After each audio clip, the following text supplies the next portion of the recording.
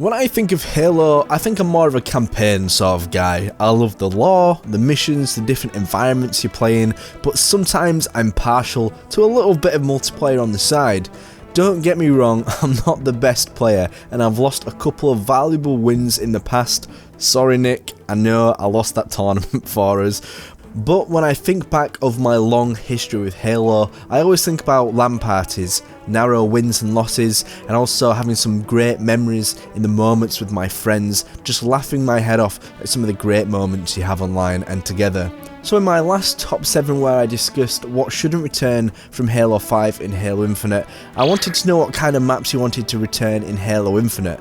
Now today I'm going to give you my top 7, but once again I'm going to feature some of you guys for the top picks, but for the next episode I want you to leave a comment down below telling me what characters you wish to see return in Halo Infinite, and he may just get featured in the next video. For now, sit back, relax and enjoy.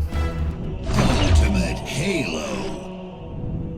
Hey up lads, Fletch here from Ultimate Halo, and please support my journey to Halo Infinite by liking this video and subscribing. I'm trying to do this as my job and I cannot do it without your help. It only takes a moment and it would mean the world to me. Now, first of all, I've got 3 suggestions what you guys said you would like to return. So Oliver Ford says that the maps I want to return are Sandtrap and Snowbound. Sandtrap I'm fully on board with, but Snowbound is a bit of an odd one. I don't recall many fans liking that, unless that was just me, but hey ho. Dual wielding addict, I also see a doctor about that, sounds like a bit of a problem. If Blood Gulch isn't in Halo Infinite, there's literally no point. Whilst I do love a bit of Blood Gulch, I don't know, it's kind of been beaten to death. I'm kind of happy to leave it where it is, but obviously I wouldn't say no. The rudest of clouds, you could do learning some manners, but you say I want to see Danger Canyon, Death Island, and that one map from Custom Edition, Big Ass. Well, seeming that you are apparently so rude, how about a please? It wouldn't go amiss. Alright, so first of all, the word classic doesn't always mean the original trilogy. Generally, I'm going to exclude Halo 5, but if it's an awesome map from a previous game, that's classic enough for me. First up, we have Containment. I love this map, it's got such a cool vibe to it. It wasn't actually included in the original launch of Halo 2, but instead was featured in the Halo 2 multiplayer map pack, which had some real gems actually. It's based in the campaign mission Quarantine Zone. You just offset some mountains beyond the library, and I love the feel of the map. There's something in particular I also love about maps that are designed for objective game types too. I honestly think this map is perfect for Capture the Flag. There's so many little tunnels, hidden walkways, and different entrances to exit and enter the bases. If I was playing one flag CTF on this map, you've constantly got to be on your toes, making sure that the opposite team doesn't slip through the cracks, and even through a tunnel whilst you're off guard, they can really harm you and do some damage. Or even if you're simply off guard and they come up and open the floodgates, you're screwed because then they can force their way through the front entrance. Artistically, I also think it's beautiful as a map for its time. Foreigners in recent times have also been shown to have this really pristine look. Now, don't get me wrong, I'm actually a huge fan of how Halo 4's Foreigner architecture looks, but I have an appreciation for the rustic and ancient look for these buildings in the older Halo games. Personally, I think Halo 3 perfected it, but what I love is about these buildings is how they don't stand out too much, they don't glow, there's just a subtlety of their presence and how their natured scratches and bumps just look. It is perfect. Overall, it's a fantastic map. It's actually playable on the MCC of course, but to be honest it's really hard to find a big team battle game when you're just purely looking to play a certain map. You've kind of just got to have good luck with it, so either way I'd love to see it be remade because it has got a sheer simplicity to how it feels.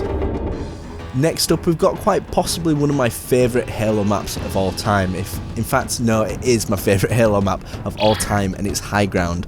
A cool fact as well, I actually started a remake of this in Halo 5's Forge. I spent an ungodly amount of time doing it. I tried to get it exactly to scale, and even to the extent that I had 2 Xboxes set up so I can go between each one to get the exact sizes right. And if any of you guys want to finish it and go into my file share, I would love that because I just don't have the time.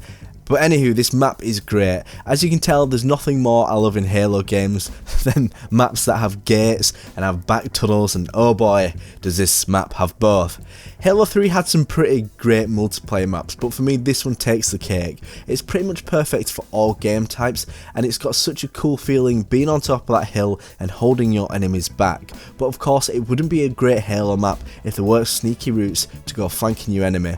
The bunker is a great example of this, with a hole blasted into the side of the wall to give you a chance to enter the barracks and potentially open the front gate to let all hell loose. I enjoy the location, the midday sun on the beach bunkered up in the military base, and the computers processing information in the background is very militaristic. I love the gritty style of Halo, and honestly it's perfect. I just can't put it into words. To be honest, I wish we would spend a bit more time on human colonies surrounded by nature in Halo. I think these days it's easy to be caught up in just a pure city or just in a foreigner area, but this map shows you can perfectly blend together human environments with nature that we've at least seen in person or on TV.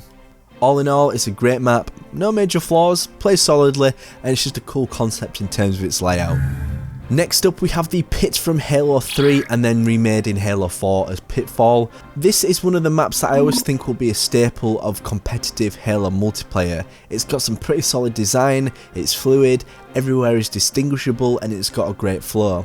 I think for me personally, what makes a good competitive map is that everything's leveled out in such a way that it provides good verticality, but it doesn't make the player have a reliance on the sandbox to sort of maneuver the map, such as sprint, clamber and armor abilities.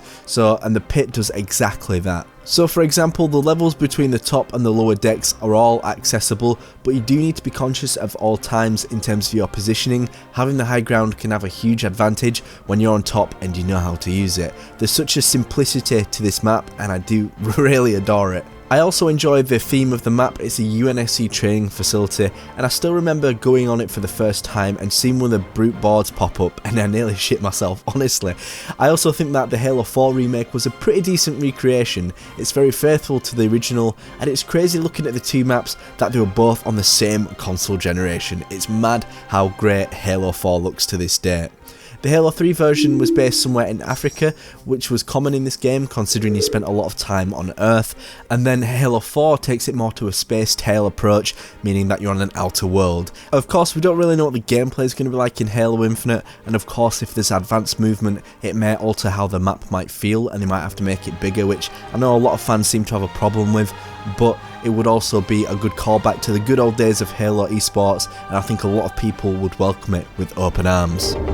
You know what, in one of my last videos I went on a bit of a rant how big team battle maps were forged in Halo 5, because I assumed that they probably thought that Warzone was going to take its place, but now I'm realising most of the maps that I want to come back are big team battle maps, but who cares, because Valhalla and Ragnarok are both great maps.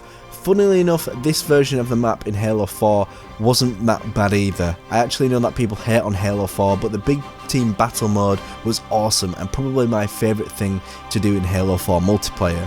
One of the best things that 343 did change with the art style was the fact that the rocks weren't so rounded. They have a lot of contours, which means there aren't very circular areas to it, which means you can't really see where the rounded polygons take their shapes, if that makes sense. But overall the map is a classic, and it was hard for me to actually choose between this or Blood Gulch, because I do love Blood Gulch, but I wasn't too much of a fan in terms of how open it was in terms of map design. I always felt very vulnerable, but in fairness the Halo 2 Anniversary version is simply fantastic, and I'd actually go to say it's the best version out there. I just think in terms of variety, in terms of gameplay scenarios, it's one of the better maps. Vehicles play a huge part with the Banshee and even the Mantis in Halo 4. There's always something to be on the lookout for, and I think Capture the Flag on this map is one of the best Halo experiences. So for Halo Infinite I really hope it comes back, and god damn it, I just want more maps, okay? Just chill. You know what, Backwash is an amazing map, and it's also ridiculously underrated and underappreciated. Just look and listen to this footage.